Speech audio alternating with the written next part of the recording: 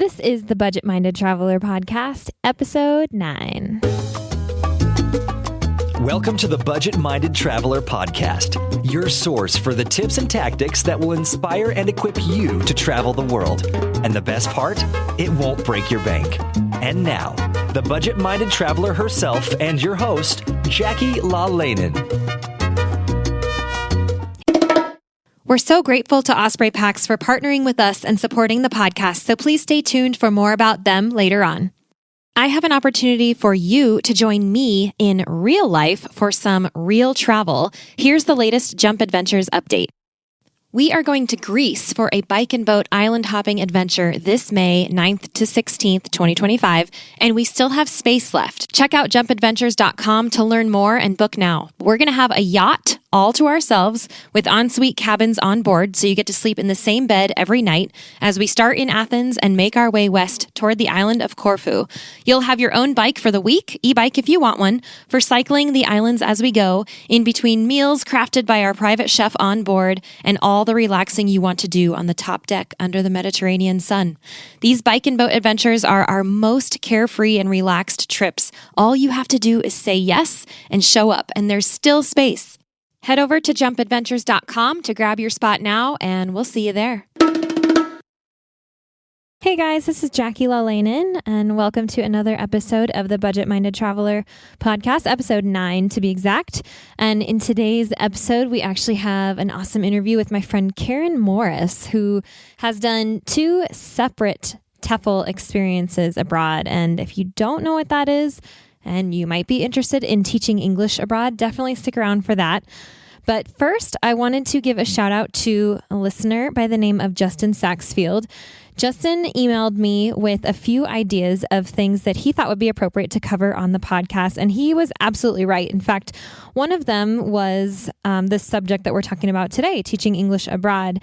And I actually was already planning on doing this episode and this interview with Karen, but it was really nice to see Justin's email, because then I found out right away that yes, my listeners want to hear this. And so I'm really interested to hear from you guys. I know I kind of mentioned in the last episode that it's been great getting emails and feedback, but some of the best ones are the ones that I'm getting with questions for, potential topics in future episodes. And so if you have an idea of something that you think might be appropriate to be covered on this podcast, please let me know, because you're probably not the only one thinking that. I'm sure there are a lot of you out there who want to learn about TEFL and teaching English abroad as well. So just like Justin wasn't the only one, you probably aren't the only one with the questions in your head. So feel free to email me or Facebook me and give me those ideas, because I would love to dive into those ideas together and essentially deliver what you guys want to hear on this podcast.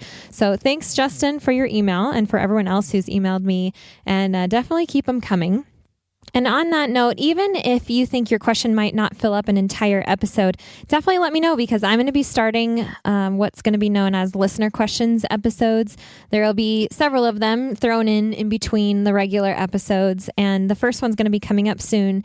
And those are for the shorter questions that don't take an entire episode to answer. So if you have a quick question that you think could be appropriate for a listener questions episode, definitely get that to me as well. And you just might be hearing your name and your question mentioned in the next listener questions episode. So moving on with today's topic, teaching English abroad, I am bringing Karen Morris on the show to teach you guys all about TEFL and answer some questions that will hopefully clear up some things around that for you. And while I'll let her talk about that, I wanted to tell you a little bit about her before she comes on. And one of the things I find most interesting about Karen is her profession right now.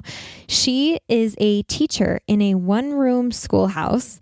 Yes, we still have those in Montana, out in the country outside of Bozeman, and she has students of all levels up until 8th grade. And I remember one time asking her how she got the position and, what they look for in that kind of teacher. And one of her responses, or one of her reasons, was that, she had taught English overseas for a total of 4 years and had the experience of the ups and downs and all the crazy things being thrown at you, which has helped her to get to where she is now, which I think is really significant. And she does a great job of getting into TEFL and offering some websites and some resources for us. So let's go ahead and get into that interview. All right. I would like to introduce Karen Morris. Karen, thank you so much for joining us today on the show. Thank you for having me. And you have done a couple different TEFL programs abroad. And so I'm really excited to have you because I know that a lot of people don't know a whole lot about TEFL and they have a lot of questions. And so basically I want to get through some questions with you today that will, help teach other people what they need to know about TEFL and how to go about teaching English abroad if that's something that interests them. So first of all, I was thinking maybe we could start with a little bit of background. What made you decide that you wanted to do the TEFL program? Were you first interested in just teaching English abroad, or what was it that made you want to do this in the first place? Well, initially, I had just finished my undergrad, and one of my degrees is in Spanish. And having come out of college with an undergrad in Spanish, I didn't feel like my Spanish was actually all that great as far as conversational Spanish. Mm-hmm. And so I thought I would like to live abroad somewhere, but I wanted, to go and work because I was finished with my degree. So I was actually working at a travel agency at the time, right after college, and we had a lot of information on TEFL programs or programs abroad. So that's kind of how I found out about TEFL. And so I started doing research on my own. And from what I could find with a TEFL, it seemed like it could be pretty easy to find jobs abroad teaching English. So that seemed like the easiest way to get somewhere to a Spanish-speaking country and live there. That's awesome. So that's kind of ironic that you actually wanted to go so that you could learn Spanish, and you ended up going the teaching English route. Yeah, it was kind of the reverse. I think before I left to go abroad, I had actually gotten certified to be a Spanish teacher. I mean, I had gone through the process, but my academic Spanish was really great, mm-hmm. but my conversational was poor, and that was the part I was really looking to improve. So you hadn't studied abroad before then, right? I had done a summer in Mexico, but it was only 6 weeks, and I was mostly just hanging out with other people from my university, so we were primarily speaking English. Right. I know how that goes. Yeah, 6 weeks really isn't quite long enough for that. No, it wasn't. And I wanted to be able to travel to a lot of European countries without having to make a ton of trips or go traveling for 3 months. I kind of wanted to live there and be able to kind of have like a jumping off point. So. Yeah, that's the best way to do that. I did that when I lived in Italy too. It's the best way to explore Europe is when you have a base somewhere and you can just take little weekend trips or whatever it is. Exactly. That's exactly what I did. So you ended up choosing TEFL. And why did you choose TEFL? Was there something that said, in order to get one of these jobs, you have to have a TEFL cert? And will you explain what TEFL is, just in case anybody doesn't know? Well, it's basically just a certification that says that you can teach English. And TEFL stands for Teaching English as a Foreign Language, right? Foreign language, yeah. So it's if you're going into a country that's a non-English speaking country and teaching English as a foreign language. From all the research that I did and people that I talked to who lived abroad, because I did have some friends who were already doing this in Barcelona, which is why I chose to go there. But they just said, get a TEFL and come over here and look for a job. And that's pretty much what I did. So I kind of researched some programs and, there's a lot of different programs out there. For TEFL specifically, you mean? For TEFL specifically. Mm-hmm. Some of them involve actually going to the country and doing your TEFL there. I know one of the places in Barcelona was called International House.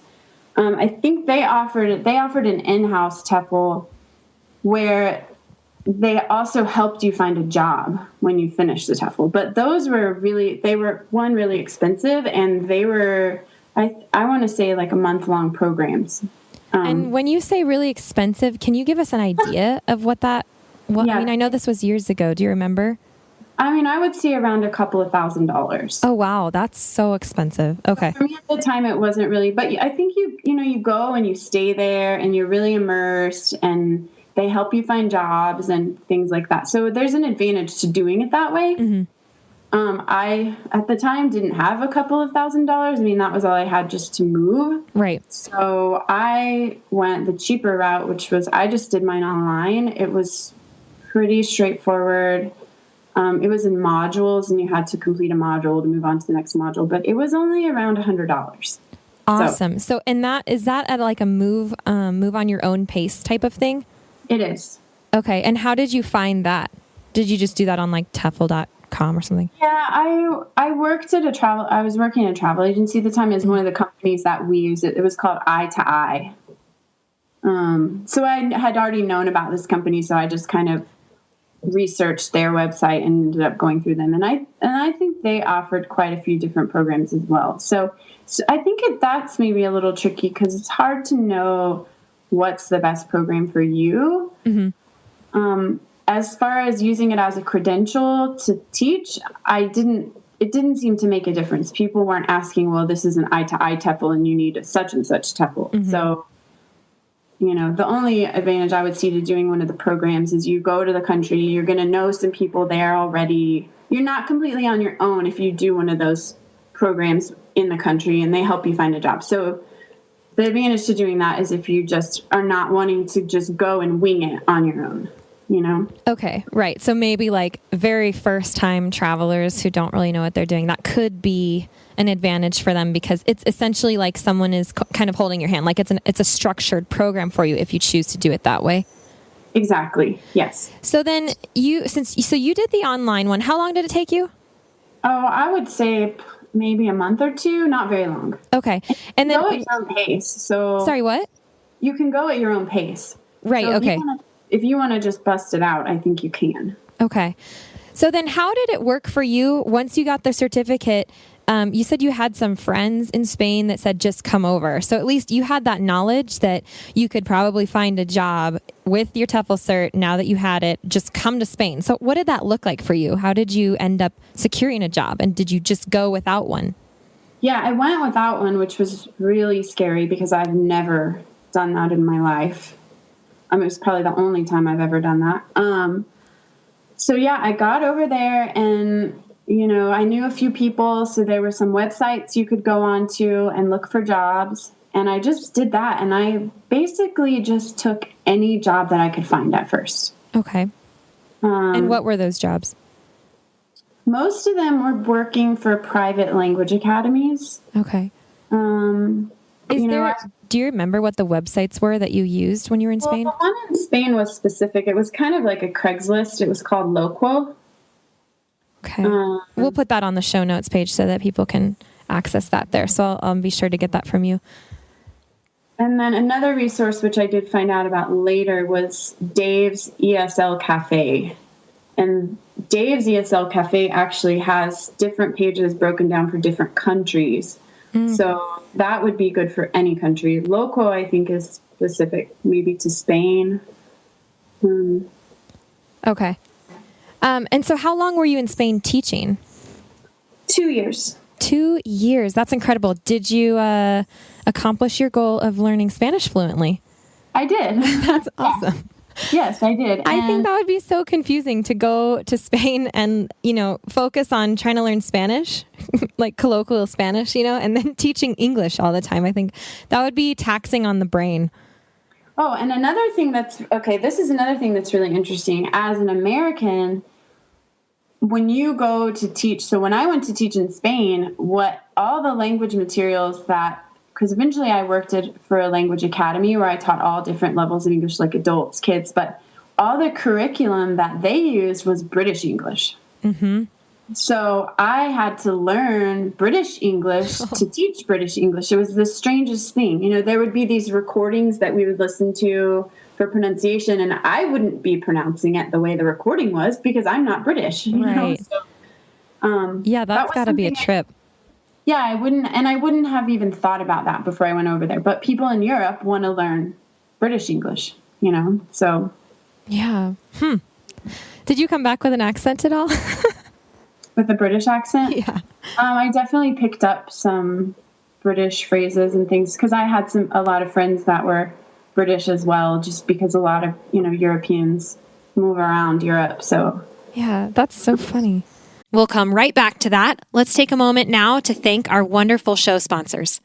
Osprey is the market leader in technical outdoor, travel, and everyday packs. And I've personally used Osprey packs since 2015. My favorites are the Fairview Trek 50 for multi-day hikes, the Cirrus 24 for day hikes, the Transporter Rolling Duffel 60, which is my trusty check luggage for faraway adventures, and of course, the countless packing cubes I use to organize everything that goes in them. We are proud to support each other on the podcast and beyond. We love getting outside, and we want to see more people outdoors. So find out more and join us at osprey.com. Yeah, it was really strange. So anything else you want to add about your program in Spain? Because I know you did another program. So I would just say, if you're planning to just go and wing it, just be prepared to not be able to find a lot of jobs at first. It took me about a year to get a really good job. I had to take a lot of little jobs in order to build up to that. So don't expect you're going to go over and just find, a really great job right off the bat. Okay. Awesome. And then did you go right away into your next program? Because I know you ended up in Vietnam. So how did that happen? Well, I was just, again, it was kind of this idea of, I really want to travel in Asia, but I don't want to go, buy a plane ticket and just go traveling for a couple of weeks. I want to be able to really, get to know the place and have a jumping off point. So that's kind of why I picked Asia. Originally, I was looking, I was kind of wanting Thailand, but Vietnam actually had much better paying jobs and a lot more options for jobs. So a lot of people want to go to Thailand and teach English. It's just a really cool place to hang out. So because of that, the jobs don't pay very well and there's not a whole ton of jobs. And where are you even looking to find these jobs? I want to say I found that one on Dave's ESL Cafe. Also, International House is, I think I mentioned that before. They have locations all over the world. So they have English schools everywhere. So that was another good resource. And that's initially the job I took in Vietnam was through International House. Okay. And I'll put those on the show notes page as well. And did you, when you're looking on these websites, the Dave's ESL Cafe and the International House, etc., when you see these listings, do they say you need to have a TEFL for this? Usually they do. And some of them say you have to have, I would say TEFL is the minimum that you would have to have. Okay. And then what would be like, do some of them ask for teaching credentials too, or what's the rest of it? Well, so you can get your TEFL and then there's there's a couple of other levels of like English teaching certification you can get. I believe there's a Delta, and I may be wrong on this one, but I want to say there's like different levels of the Delta that you can get. Okay. And that is a lot more rigorous than getting the TEFL. So to get the job that you took in Vietnam, did you have to have more than the TEFL, or did you just go with your TEFL? Nope, I just went with my TEFL. All right. And then where was that? Tell us about that program. So that was, again, there's these language academies that they have, and they usually teach all levels of English. So starting from, little kids going all the way up to adults. And so this job that I got originally was International House had a program where they went into public schools, so Vietnamese schools, to teach children English. But just to break this down for you, I had never been to Asia before at all. And Vietnam is very different. I've traveled in Latin America. I just don't know how you would even compare the two. They're just so different. So I was already kind of experiencing a bit of culture shock having moved there. Mm-hmm. And my first job that I got, they were taking me to a public school. I literally had, I want to say, 40 kindergartners in one room all together. And I didn't speak any Vietnamese. They didn't speak any English. The teacher wasn't even there. Like, as soon as I got there, the teacher would leave. So that sounds awesome. I didn't teach any English. Let's just put it that way. The kids were like climbing over the table. I mean, imagine like 40 kindergartners in one room. Wow. And then not being able to speak the language and just totally different culture, So I didn't know how to discipline them or what the rules were for the classroom or, everything that I learned previously in my teaching experience no longer really applied in this context. And so there was no like training or anything for you when you got there, no like easing into the position or anything. Did they just throw you in? Yeah. I mean, I think that I think there was some initial training, just kind of like, here's some materials you can use and that kind of thing. But I think because I'd had some experience, they kind of didn't really, honestly, I think they gave me that specific job because I did have experience. They thought, oh, well, she can maybe handle this. Oh, geez, that's nice. Yeah. But it was, I have to say it was really not enjoyable at all. And I very quickly started looking for another job. And so what happened? Did you leave that job? Were you able to find another job? Yeah, I was able to find another job. After I'd been living there for a little while, I met other expats. It's a pretty small, like tight-knit expat community. So, it's not very hard to pick out who the foreigners are in Vietnam. So I met some people who were working somewhere else at an Australian university that had like in order to enter the university, the Vietnamese students would have to have a certain level of English. And so they had an English program within the university so that more students could enter. And that's where I ended up getting a job. So how long did you work at that job? Like at the university? Mm-hmm. Almost 2 years. So what was your total time spent in Vietnam? Yeah, like just about 2 years. That's crazy. That's awesome. So you've been now 2 years in Spain and 2 years in Vietnam. Did you have any time in between those that you came back to the States? I did. I came back to the States for a month in between. A month. I love it. Spain and Vietnam. And, I came once when I was living in Vietnam to visit and probably once or twice when I lived in Spain because it was a lot closer. But to come back from Vietnam was really far. I mean, you've traveled to Thailand, so it's a real journey. Not to mention expensive. Yeah, inexpensive. But initially I wanted to stay in Vietnam a year, but I was making actually really good money because the cost of living there is so low. Okay. So I decided to stay another year to save money. So on that note, I was actually going to ask you about the pay. What kind of pay is it? Like, because you said Thailand wasn't very good, Vietnam was better.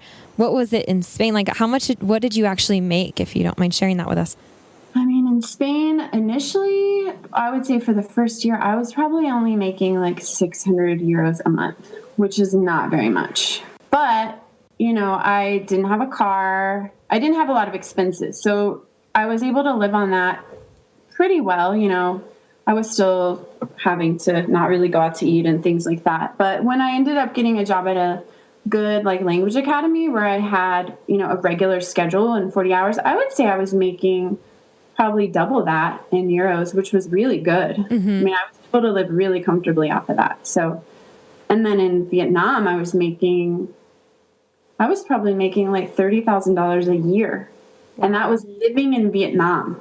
No kidding. Where the cost of living is pretty low. Well, because I got lucky enough to work for an Australian university, so they paid Australian, salaries. Right. And Australia, their minimum wage is like $20 an hour. So so that was, I was really lucky to get into that job because a lot of people wanted to work there, Okay. And you have had a bit of teaching experience and credentials already. Do you think you would have been able to get that job at the Australian university with just a TEFL, or was there more involved? I think I would have been able to get one of the lower level English teaching positions. So I kind of had I was teaching more like academic English, whereas they had like a very beginning language program, which was like no English at all, like beginner English speakers. So those jobs were a little lower on the totem pole. Mm-hmm. And I think you could get those jobs just with a TEFL and if you had probably some experience. I don't know that you would be able to go green, just fresh with a TEFL and get one of those jobs. You'd probably have to have some experience first. Okay. All right. So changing gears a little bit. Once you do your TEFL program and you have your certificate, and you can get these jobs abroad. Does it kind of end there, or is that, I mean, I can imagine it'd be really great for your resume in the States, but does it mean anything for teaching jobs in the U.S.? If you were to come back and teach. The main advantage that I saw for my own career as a teacher was that it just shows that you are able to handle various situations and various, teaching environments. So I think that gives you an advantage over someone who's fresh out of college and has no teaching experience at all, you know? Yeah, and that makes sense. Yeah, it's not necessarily about the content that you're teaching, but how well you can handle a classroom and, if you're effective and things like that. And if you've been able to teach abroad in, those kinds of situations where you're really out of your element, and I think it shows that you're really adaptable to any environment. Yeah, no kidding. You've had a lot more life experience, culture experience, I guess, if you do participate in one of these programs. And I think that some places, look at a resume like that and they value that. It depends on what the values are of the place where you're trying to work. So then, does TEFL does your certificate expire? Would you have to renew it, or how does that work? I don't think it expires, but what you can do, it doesn't expire. But what you can do is there's little additional certifications you can get along the way. And I think, if you just had a TEFL and you were teaching abroad for 10 years, someone might say to you, why haven't you, tried to go up a level or get any additional certifications? So just stick with the TEFL. If you were wanting to do that for a long time, it wouldn't make sense just to have the TEFL, because you would want to start getting those better jobs that are out. So almost like continuing education type thing. Yeah, exactly like that. And again, I mentioned that I think the Delta certification, which if you really were, said, I really want to make a career out of this, you would go and get those additional certifications because they really allow you to get better jobs. Right. Okay. And that makes sense. But TEFL is a great place to start, especially if you're right out of college and you're not really sure what you want to do and you want to travel, but you don't have a lot of money. I mean, it's the best way to do it, I think, because you get to go and live somewhere. It's a totally different experience to go and live in a foreign country than it is to travel. Absolutely. Definitely. That's like an understatement. Yeah. So, question for you. Would you do it again if you could? Did you have a positive experience with your TEFL cert and getting those jobs? Would you recommend TEFL to people? Was it worth it? Oh, it was definitely worth it. I mean, it was, yeah. It was just such a great experience, and it was just so cool being able to live somewhere and feel like, you belonged there and it was your home for a little while. And, I met people through my different jobs that's what they do. That's what they're doing for the rest of their lives. They go from country to country and find really great jobs, and they don't have a home base. Wherever they're teaching, that's their home base. And that's what an incredible experience. Yeah. Yeah. That's awesome. So what advice would you give to other people interested in teaching English abroad, either specifically or not specifically through TEFL? What would you tell them? I would just say, that maybe initially have low expectations for the kind of jobs you're going to get. But I think that goes without saying. When you graduate from college, you kind of are not really sure what kind of jobs you're going to get anyways. So, and it helps if you know somebody, even if it's just a friend of a friend or someone distant who can just kind of show you the ropes when you first get there. Or if you can find a blog, where people are writing about where they work, or just do your research. And otherwise you might end up in a job that's, really horrible, like the one that I ended up in Vietnam initially. But it's 100% worth it. And it's such a great experience. And definitely do the TEFL. That's the easiest way to get started. That's like the minimal you need to do. And then if you really love it, you can later on think about getting those additional certifications or going further with it. Right. Okay, so where can people go to learn more about TEFL then? Do you have any recommendations for websites besides, the Dave's ESL, the ones you've already mentioned? Where else can people get some good information about these programs? Besides the one I mentioned, I would say probably if you're currently in college, check with your university. They probably know of programs like this, and, just go online. Now it's ridiculous how many resources there are out there. So, and then it's TEFL.com, right? Is that the website for TEFL? Yeah. And then there's also the company that I went through is Eye to Eye, and they offer a lot of different programs. That's one I could recommend. Okay. And is that Eye to Eye like EYE or like the letter I? The letter I. I think it's lowercase I to I. Okay. I think I've actually heard of that before, and that's eye2eye.com. I'm not 100% sure, but I think so. Okay. We'll figure it out, and I'll put that on the show notes page. I'll have all of these resources for you guys on the show notes page when this is all said and done. So, well, thank you so much, Karen. It's been really great getting into the details of TEFL, because I know so many people are just like, well, what should I do with it? Is it really worth it? Do I need it? And all that. So hopefully this clears up some questions for some of those people. And really, that kind of wraps it up for today, unless there's anything else you wanted to add about all this. Actually, I did think of one other thing. Could I? Yeah, go ahead. Ask? One of the things that was really tricky about going to teach in Vietnam was getting the visa. So it was a really involved process where I had to go back and forth with the consulate and do a lot of paperwork and pay quite a bit of money. So that's also something you should keep in mind when you're looking at places to go to teach abroad. Is it easy, just to go there and work? Because for Spain, it was super easy. But for Vietnam, it was like a decision. It was like, I'm going to do this. I'm going to spend the time, do the paperwork, get the visa. So that's something else you might want to consider when you're choosing your countries. So. Right. That's a really good point. And I actually have a resource page on my website about all the visa, links to all the visa stuff that you would need. So I'll put a link to that on the show notes page as well. But that actually brings up another question for me. You said going to Spain was really easy. And as far as I know, I know this is correct, but as a tourist, on a tourist visa, you get 3 months in Europe. So how did it work with, since you went over there without a job, how did you get a visa to stay? Well, I didn't. You didn't? No. Okay. So did you go out of the country or anything? Out of the EU? No. I went out once a year. So my tourist visa was expired, and I wasn't working there legally at all. But okay.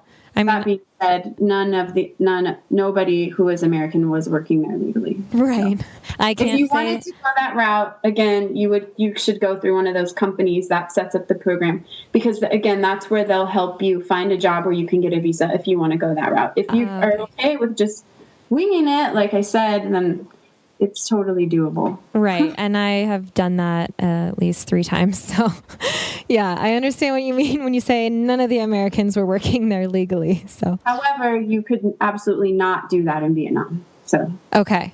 Good point. And when you left the country, when you left Spain, whenever you left, did you have any problems with that?